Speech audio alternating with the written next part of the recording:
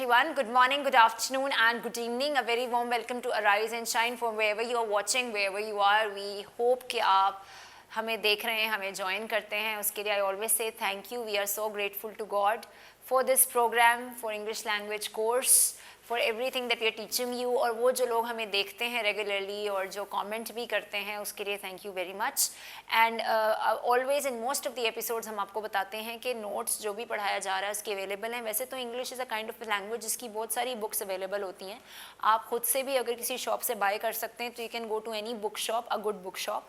वहाँ आप उन्हें कह सकते हैं कि मुझे इंग्लिश लैंग्वेज की बुक दे दें. उसमें कुछ हाई लेवल की बुक्स भी होती हैं, कुछ छोटे लेवल पे जो चीज़ें सिखाई जाती हैं, बेसिक इंग्लिश जिसको हम कहते हैं, बेसिक कोर्स जो होता है, वो आप ग्रामर की चीज़ें सीखने के लिए उन्हें बता सकते हैं. वो आपको डिफरेंट बुक्स दे देंगे, आप वो भी ले सकते हैं, उसमें भी यही चीज़ें होती हैं. लेकिन अगर आप इन्हीं नोट्स को लेना चाहते हैं तो वेल एंड गुड. उसके लिए प्लीज़ गो टू बरकर टीवी, उसको सब्सक्राइब करें. अराइज एंड शाइन के नाम से the whole episodes are available online. तो आप वहाँ पे जो एपिसोड्स हैं उनके नीचे एक लिंक आपको दिखेगा. Please click on that link. उसके ऊपर बुक 1, बुक 2 आपको मिलेगी और उसमें सारे नोट्स अवेलेबल हैं. तो please if you need them you don't have to call. आप सबके लिए वो ईजिली अवेलेबल है. अब इंटरनेट हर किसी के पास होता है और आप ईजिली एक्सेस कर सकते हैं उस लिंक को. But if you need the hard copy तो आप उसको वहीं से आप डाउनलोड कर लें उन नोट्स को और आप उसके प्रिंट भी खुद से ले सकते हैं. And this is just generally to inform you कि आप कैसे नोट्स भी ले सकते हैं, क्योंकि यही जो चीज़ें मैं यहाँ पढ़ा रही हूँ, हमारी कोशिश होती है कि हम वही नोट्स हम साथ साथ उस लिंक में ऐड भी करते जा रहे हैं आपके लिए. हम लोगों ने पार्ट्स ऑफ स्पीच ख़त्म कर लिए हैं, लेकिन before going on tenses, because there are some important things, क्योंकि हम बेसिक कोर्स आपको करा रहे हैं, तो हमने लास्ट टाइम एंटोनिम्स पे ख़त्म किया था. आज हम बात करेंगे सिनोनिम्स की.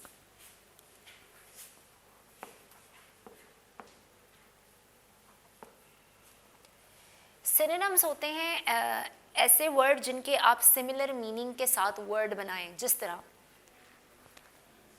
रैपिड, इसका मतलब है तेज़, तो इससे मिलता जो एक ऐसा वर्ड मैं लिखूंगी जिसका मीनिंग भी यही होगा. रैपिड का मतलब है तेज़. फास्ट, फास्ट का सिनोनिम है रैपिड, रैपिड का सिनोनिम है फास्ट. दोनों का मतलब एक ही है. यानी सिनोनिम का मतलब है ऐसे वर्ड्स जो आप लिखते हैं किसी वर्ड के लिए. जिस तरह एंटोनिम में तो एक वर्ड था, उसका ऑपोजिट था. एंटी मीन ऑपोजिट, लेकिन synonym means the same meaning word. तो आप जो दूसरा वर्ड मैंने लिखा है रैपिड के साथ, उसका भी मतलब यही है, यानी तेज़. रैपिड का मतलब ये जल्दी या तेज़, लेकिन दोनों सेपरेट वर्ड्स हैं. सिनोनिम का मतलब ही ये है कि आप एक वर्ड के साथ ऐसे और वर्ड्स लगाते हैं जो उसी मीनिंग के होते हैं, लेकिन वो वर्ड फ़र्क होता है. जिस तरह मैंने कहा हैप्पीनेस, खुशी, जॉय, वो भी खुशी ही होती है. तो आप हैप्पीनेस की जगह आप इसकी जगह प्रॉस्पेरिटी भी लिख सकते हैं, खुशहाली या खुशी. ये दोनों का मतलब हैप्पीनेस ही है, मगर ये क्या है, इसके सिनोनिम्स हैं. सिनोनिम का मतलब है कि ये वो वर्ड्स हैं जो सेम मतलब उनका जो मीनिंग है वो एक ही है, लेकिन आप उसके लिए डिफरेंट वर्ड्स यूज़ कर सकते हैं. तो इसके बारे में आज हम थोड़ी सी बात करेंगे कि ऐसे कौन से वर्ड्स हैं जिनके साथ आप सिनोनिम लगाते हैं. वैसे तो जितने भी इंग्लिश में वर्ड यूज़ होते हैं, इट्स नॉट पॉसिबल है कि हर एक को ही सिनोनिम का पता हो, लेकिन हाँ ये ज़रूर होता है कि इतने सारे वर्ड्स होते हैं तो जो basic normal commonly used words होते हैं उनके तो सिनोनिम सबको पता होते हैं. लेकिन जैसे अगर आप सिनोनिम सीखना चाह रहे हैं तो आप जनरली डाउनलोड भी कर सकते हैं नेट से, कहीं किसी बुक से ले सकते हैं. जिस तरह ये जो नोट्स हम डालेंगे, आपके बड़े होंगे नोट्स इन द लिंक, उसके अंदर यहाँ पर आपको डिफरेंट सिनोनिम्स और एंड में एंटोनिम्स भी दिए हुए हैं. एंटोनिम्स हम करा चुके हैं, आपको पहले एक वर्ड का सिनोनिम दिया होगा, उसके साथ एंटोनिम दिया होगा, तो आप ये याद भी कर सकते हैं. बिकॉज बहुत सारे लोग जो सैट या एमकैट इस तरह के टेस्ट देते हैं, उनके अंदर एक पोर्शन होता है जहाँ पे एमसीक्यूज़ में उन्हें सिनोनिम्स पूछे जाते हैं. तो ये बेसिक चीज़ें हैं. हम आज यही बात करेंगे कि सिनोनिम्स की एग्जांपल्स के साथ कि एक वर्ड के साथ उसका सेम मीनिंग के साथ दूसरा वर्ड कैसे यूज़ किया जा सकता है. तो हम यही और एग्जांपल्स के साथ करेंगे.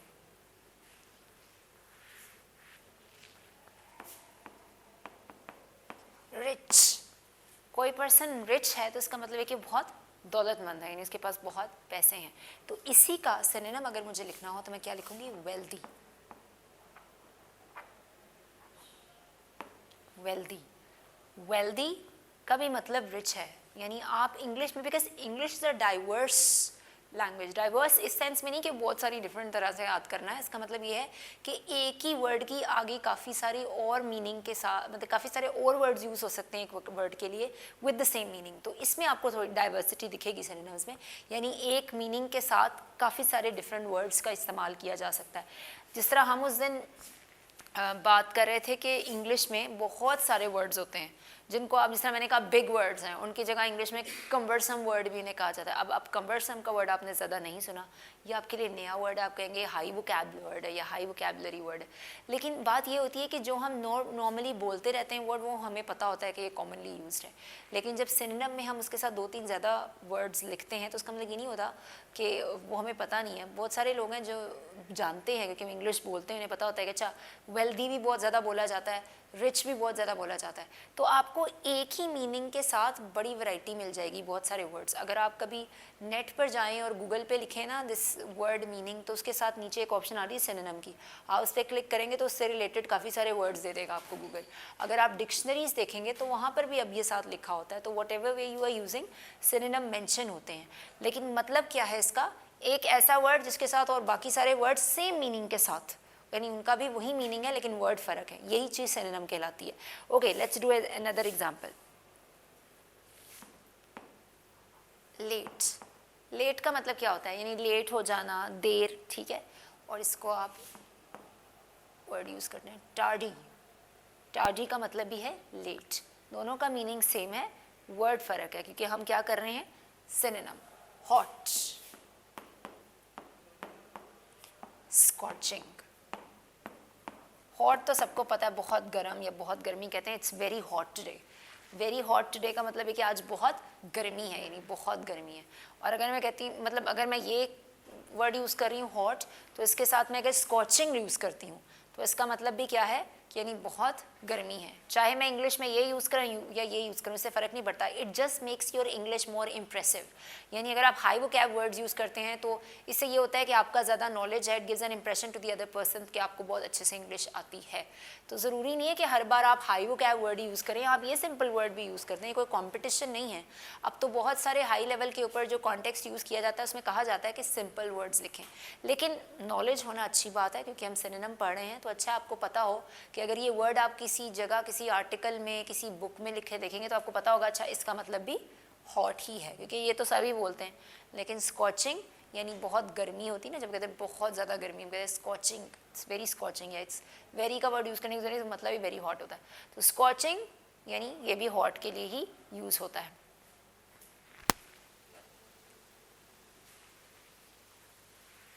बेस्ट वे इसको सीखने का ये है कि आप वर्ड्स को याद करें।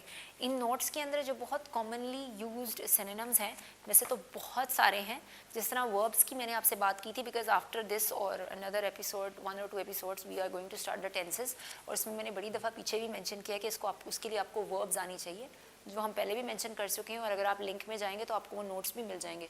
प्लीज़ लर्न द वर्ब्स, क्योंकि आपको वर्ब्स की फॉर्म्स आती होंगी तो ही आप टेंसेस कर पाएंगे। इसीलिए ये जो सिनोनिम्स की नोट्स हैं इसमें एंटोनिम्स और सिनोनिम्स दोनों दिए हुए हैं, तो ये सारे तो हम नहीं करेंगे, will do some just to give you an idea कि कैसे हमने करना है। हम इसमें से कुछ एग्जाम्पल्स लेंगे।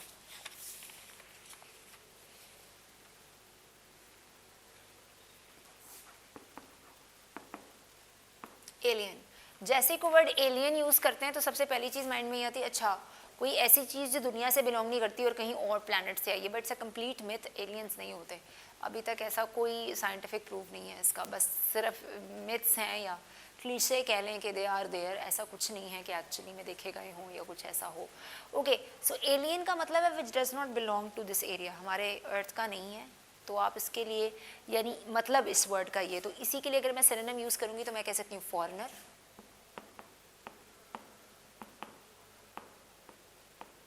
अब इसके लिए फॉरेनर का वर्ड मैंने क्यों किया, अरे आप फॉरेन कंट्री से आए हैं या फॉरेन नहीं, आप यहाँ के नहीं हैं। जिस तरह इस पाकिस्तान में कोई नहीं रहता, कोई बाहर से आया, तो एलियन का वर्ड उसके लिए भी कहते हैं I feel like an alien in Pakistan. Why, ये नहीं कि वो ऊपर से आया है, इट मीन्स कि वो पाकिस्तान, यानी वो अमेरिका से आया, उसके लिए पाकिस्तान एक अजीब सी कंट्री है, तो वो यहाँ पर अपने आप को एज एन एलियन यानी स्ट्रेंजर फील करेगा। या फॉरेनर, फॉरेनर का एक और वर्ड भी हम यूज़ कर सकते हैं आउटसाइडर, यानी बाहर का, यहाँ का नहीं है। ठीक है ये दोनों क्या हैं, इसके सिनोनिम्स हैं, क्योंकि आउटसाइडर हो या फॉरेनर हो, ये तारे somebody is an alien here, alien कुछ ऐसे जिस तरह ट्राइब्स होते हैं जो जंगलों में रहते हैं, और आप जैसा इंसान कपड़े पहन के जब उनके पास जाता है, अच्छे से कपड़े पहन के, उनको लगा कोई एलियन है। वाई? बिकॉज वो लोग सदियों से उस जंगल में रह रहे हैं और उनके पास ऐसे ब्रांडेड कपड़े नहीं होते जैसे वी वेयर नॉर्मली। तो वो जब आप ऐसे ड्रेस के साथ उनके सामने जाएंगे उनको अजीब लगेगा, because they wear different clothes like leaves के या different kinds of dress they wear. And इस तरह के जो लोग हैं, जब हम उस एरिया में या उस ट्राइब में जाते हैं तो we are like an alien for them. हम उनके लिए फॉरेनर या आउटसाइडर होते हैं। मैंने आपसे ये कहा ना कि हम कुछ एग्जांपल्स के साथ आज करेंगे ताकि आपको थोड़ा आइडिया हो जाए and you will get more clear, but you need to learn them because I can just give you examples. अगर आपको सीखने हैं सिनोनिम्स तो आपको जो नोट्स पढ़ें इसमें से ले लें, नेट से भी आप डाउनलोड कर सकते हैं। आप सिनोनिम्स लिखेंगे तो लिस्ट्स खुल जाएंगी, आप वहाँ से ले सकते हैं। अगर आपके पास कोई बुक्स हैं तो ठीक है, नहीं है तो आप ख़रीद भी सकते हैं, लेकिन अगर नहीं से भी ख़रीदना चाहते हैं आप तो ये नोट्स में मोस्ट कॉमनली सिनोनिम्स लिखे हैं, तो आप प्लीज़ लेकिन इनको याद करें। उसके बगैर इट्स यूजलेस कि हम सिर्फ एग्जाम्पल्स करते जाएँ, बिकॉज हमारे पास है limited time and I can not do every synonym. हम सिर्फ वो मेन सिनोनिम्स करेंगे आज जिससे आप को थोड़ा सा क्लियर हो जाए, आइडिया हो जाए कि okay this is actually what we are talking about.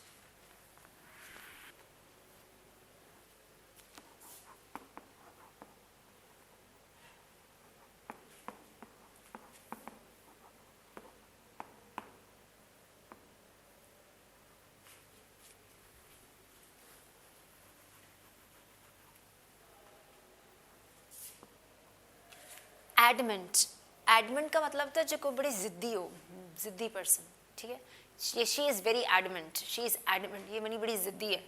तो उसी की ही दूसरा वर्ड है उसके लिए स्टबन। इसको आप स्टबन प्रोनाउंस करते हैं, स्टबन, और इसको आप प्रोनाउंस करते हैं एडमेंट। एडमेंट बिकॉज एंड में क्या है? टी, तो वर्ड इज एडमेंट। एडमेंट का सिनोनिम क्या है? स्टबन। कहीं स्टबन भी लिखा होगा, कहीं एडमेंट भी लिखा होगा। ये दोनों वर्ड एक ही मीनिंग देते हैं but they are synonym of each other, ठीक है। कहीं स्टबन लिखेंगे तो आप एडमेंट लिख सकते हैं, एडमेंट है या स्टबन मीनिंग एक ही है, तो आप वो वैसे ही यूज़ कर सकते हैं।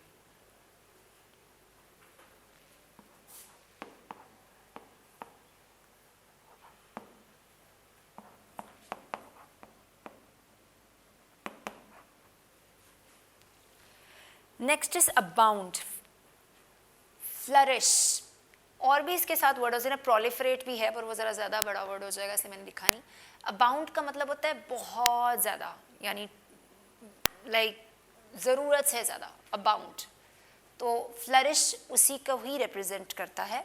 दूसरा वर्ड है, एक और वर्ड है which is a synonym actually, लेकिन उसका मीनिंग यही है, क्योंकि अगर मैं पूछूं आपसे अबाउंड का एंटोनिम क्या है तो उसका एंटोनिम होगा डेफिशिएंट। डेफिशिएंट क्यों? क्योंकि इस कुछ कम है।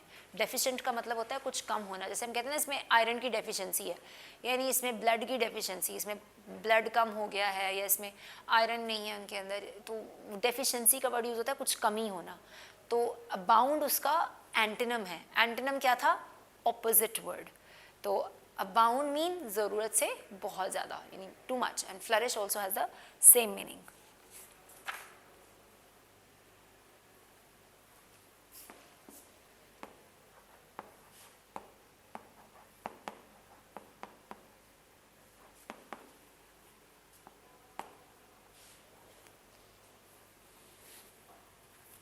बोल्ड, कहते हैं ये लड़की बड़ी बोल्ड है, ये लड़का बड़ा बोल्ड है, मतलब है कि ही इज़ वेरी कॉन्फिडेंट और हर चीज़ को बड़ी बोल्डली किसी सबके सामने ऐसे बोल देना और कर देना, कर गुजरना ना कहते हैं, तो हम कहते हैं बहुत बोल्ड है, ओके। और एडवेंचरस, इसी का ही कुछ लोग इसको एडवेंचरस भी लिख देते हैं, कहीं आप इसको करेजियस भी लिखा हुआ देखेंगे, करेजियस या कॉन्फिडेंट, ये सारे सिनोनिम इसके लिए यूज़ होते हैं। कॉन्फिडेंट होना, करेजियस यानी मजबूत होना यानी डिटर्मिन्ड होना, बोल्ड इन सारों को डिपिक्ट करता है। यानी कि कोई एडवेंचरस, एडवेंचरस यानी आप कुछ भी कर लेते हैं, आप you are like you are too bold.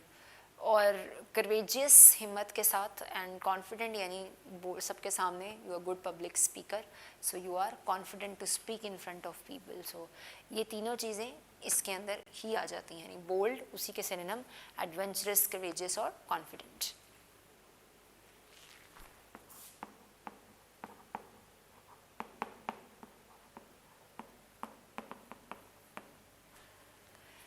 Conceit का मतलब क्या है? कंसीट होना यानी अपने आप को बहुत, कहते हैं यू आर वेरी कंसीटेड, अपने आप को बहुत बड़ी चीज़ समझना, यानी ईगोटिज्म।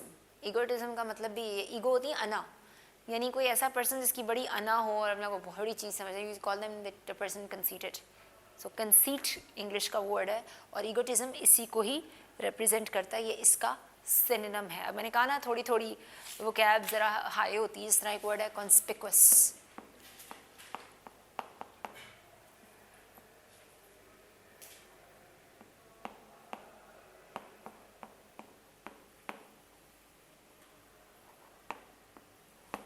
कॉन्स्पिक्वस का मतलब है कोई चीज़ जो प्रोमिनेंट हो, यानी कि मतलब कोई चीज़ जो बहुत नुमाया हो रही हो, यानी बहुत ज़्यादा आपको फील दिख रही है और समथिंग, तो आप कहते हैं ये बड़ी प्रोमिनेंट हो रही है, और उसी का ही सिनोनिम है कॉन्स्पिक्वस। दोनों का मतलब एक ही है, यानी कोई ऐसा कोई डिज़ाइन बना हुआ है तो आप कह रहे हैं अच्छा ये बड़ा प्रोमिनेंट डिज़ाइन लग रहा है, बड़ा बहुत ज़्यादा कॉन्स्पिक्वस है आप। ये दोनों वर्ड एक ही मीनिंग के साथ यूज़ कर सकते हैं।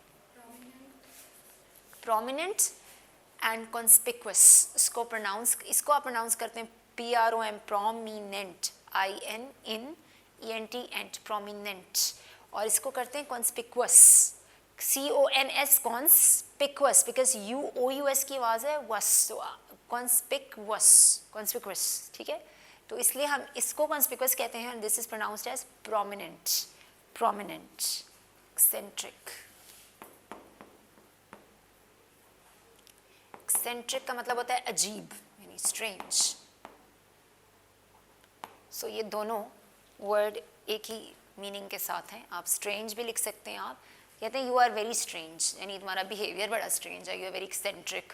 एक्सेंट्रिक भी स्ट्रेंज को ही डिपिक्ट करते हैं, तुम्हारा बिहेवियर बड़ा अजीब है, ये बड़ा अजीब सा आदमी है, या बड़ी अजीब सी लड़की है, तो आप एक्सेंट्रिक भी यूज़ कर सकते हैं, अजीब इसका मतलब है, एंड स्ट्रेंज, ये सारा कुछ इसी को ही डिपेक्ट कर रखे, इस मीनिंग सेम है, because we are just doing synonyms. तो मैं आपको ये एग्जांपल्स देना चाह रही हूँ because there are so many of them, तो मैं सिर्फ कुछ यहाँ से ले रही हूँ ताकि मैं आपको बता सकूँ कि ये चीज़ आप यूज़ कर सकते हैं।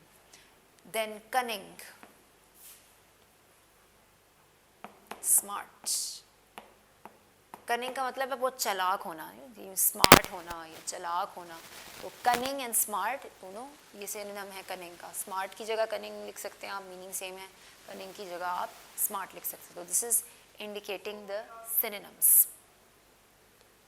ज़्यादा हम नहीं करेंगे, मैंने आपसे कहा कि प्लीज़ लर्न देम, आप कहीं भी सिनोनिम लिखेंगे क्योंकि बहुत सारे हैं और हम हर एक सिनोनिम को यहाँ नहीं कर सकते। मैं इसलिए नोट्स में से सिर्फ कुछ आपको बेसिक बताना चाह रही हूँ कि ये सिनोनिम्स होते हैं, then you need to learn, क्योंकि लर्न आपको करने पड़ेंगे, उसके बगैर आपको सिनोनिम्स नहीं आएंगे। सो कॉमन सिनोनिम्स अगर आप याद कर लेते हैं तो that would be good for you, जिससे आपकी राइटिंग स्टाइल, आप इंग्लिश जब बोलते हैं या पढ़ते हैं तो आपको बेहतर वर्ड्स के साथ आप लिख सकते हैं उस चीज़ को। जिस तरह अगर कहीं स्ट्रेंज लिखा हुआ है और आपको उसका एक सिनोनिम लिखना हो या उससे रिलेटेड कोई वर्ड देखना हो तो फिर आप क्या लिखेंगे? स्ट्रेंज, जब बार बार स्ट्रेंज लिखे जा रहे हैं तो आप खुद भी फील करेंगे अच्छा ये रिपीट हो रहा है। जब आप कुछ लिख रहे होते हैं इंग्लिश में तो ऑटोमेटिकली आपको फील होता है कि ये वर्ड बड़ी दफ़ा आ गया, रिपीट हो रहा है बार बार, तो फिर आप खुद कोशिश करेंगे कि उसी के मीनिंग के साथ में कोई और वर्ड लिखूँ, because if you are writing something in English you would feel that I cannot use the same word again and again in the context. For that reason you have to write another sentence. या sentence कह रही हूँ, you have to write that another word with the same meaning.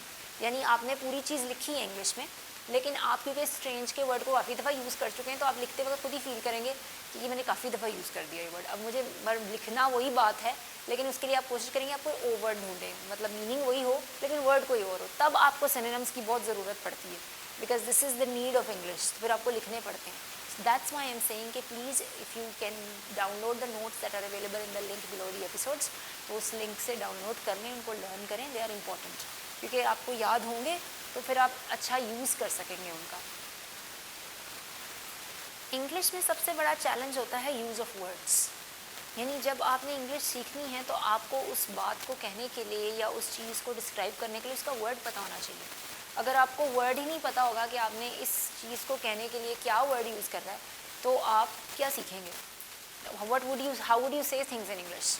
इसीलिए हम synonyms कर रहे हैं, ये synonyms, antonyms, they are important, क्योंकि जो नोट्स मैं आपको बता रही हूँ उसके अंदर सिनोनिम और उसके बाद एंटोनिम भी एंड में दिया हुआ है, यानी उसका ऑपोजिट भी दिया हुआ है, तो कम से कम अगर आप वो भी याद कर लेंगे तो this is enough for you learning के लिए, वो इट्स मोर देन इनफ। एक दो हम और करेंगे and then I will stop, फिर हम आगे जाएंगे। ओके, येल, ये वर्ड आपने कम सुना होगा। जब कोई चीखता है ना, मतलब शाउट, चिल्लाना या श्रीक। येल, चिल्लाना। Why are you yelling at me? आप मुझ पर क्यों चिल्ला रहे हैं? इसी तरह shouting, why are you shouting at me? ये उसी का ही सिनोनिम है। श्रीक का मतलब भी चिल्लाना होता है, यानी ऊंची से चीखना या चिल्लाना, इसको भी कहते हैं। अब देखें, आपने शाउट तो सुना होगा, लेकिन ये मेजॉरिटी के लिए, जो कुछ लोग तो जानते होंगे, लेकिन कुछ के लिए ये नए वर्ड्स हैं। लेकिन यही बात है ना, जितनी आपकी वोकेबुलरी अच्छी है, that means you are good in English. जितना अच्छा आप जानते हैं वर्ड्स को, that would help you to write and speak well, because जितने अच्छे वर्ड्स पता होंगे तभी तो आप अपने आप को एक्सप्रेस कर पाएंगे इंग्लिश में। ओके, अब हम यहाँ पे स्टॉप करेंगे और अब हम बात करेंगे मैस्कुलिन और फेमिनिन की। पहले भी हमने इनके बारे में बात की थी, and again the notes are available. ये भी मैस्कुलिन फेमिनिन आपको याद ही करने होंगे। उसका रीज़न ये है कि मैस्कुलिन और फेमिनिन में आप जिस तरह मेल और उसका फीमेल, तो मैस्कुलिन एंड फेमिनिन, यानी male female, man woman, boy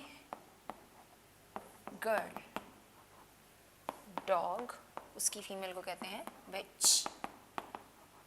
ये हमने थोड़ी सी बात की थी जब हम आई डोंट रिमेंबर एग्जैक्टली, लेकिन हम लोग डिस्कस कर रहे थे अबाउट सिंगुलर प्लूरल में father in law, mother in law. फिर हमने जब एनिमल के नेम्स किए थे उसमें भी हमने बात की थी एनिमल्स के फीमेल के बारे में। अभी मैं इसकी और डिटेल में नहीं जाऊँगी, क्योंकि एंड में हम आपको कराते हैं। क्योंकि मैस्कुलिन का मतलब होता है ये जो मेल्स होते हैं, एनिमल के मेल्स, या हम लोग किस तरह हैं, जेंटलमैन, जेंटलमैन एक बंदे को कहते हैं, ये भी। तो इस तरह की चीज़ें हम आप करेंगे मोर इन द नेक्स्ट एपिसोड। लेकिन अभी के लिए हम सिर्फ आपको इंट्रोडक्शन में दे रही हैं कि मैस्कुलिन या मैस्कुलिन में फेमिनिन होते क्या हैं। मैस्कुलिन मेल को रिप्रेजेंट करते हैं एंड फेमिनिन फीमेल को रिप्रेजेंट करते हैं। ओके, आज हम करेंगे लास्ट वर्स साम 23 की। इससे पहले वाली थी, you prepare table before me in the presence of my enemies, you anoint my head with oil, my cup runs over, and this is the sixth one. Surely goodness and mercy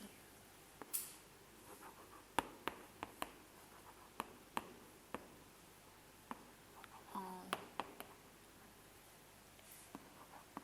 the days of my life, and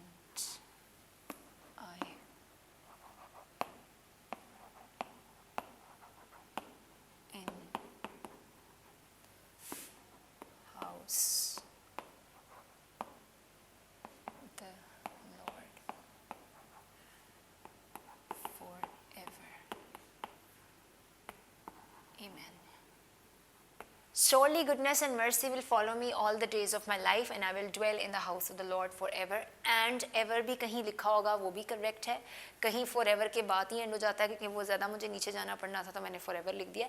Bible में कुछ कहीं कहीं forever खाली लिखा होता है, कहीं forever and ever, तो ये दोनों चीज़ें एक ही हैं, यानी भलाई और रहमत मेरे साथ साथ रहेगी और हमेशा खुदावंद के घर में सुकूनत करूँगा। तो I will dwell in the house of the lord for ever and ever, that is also correct. और अगर फॉर एवर पे भी कहीं एंड हुआ हुआ है वो भी ठीक है, मैं लिख भी देती हूँ कि अगर ब्रैकेट में कि अगर कहीं आप ये लिखा देखें for ever and ever, that is also correct. और कहीं आप खाली फॉर एवर के बाद भी आमीन कह सकते हैं इंग्लिश में। तो दैट इज़ इट। अब आपने मेरे पीछे बोलना है एक दफ़ा, surely goodness and mercy will follow me all the days of my life, and I will dwell in the house of the Lord forever. Amen. Thank you so much. See you next time. God bless you.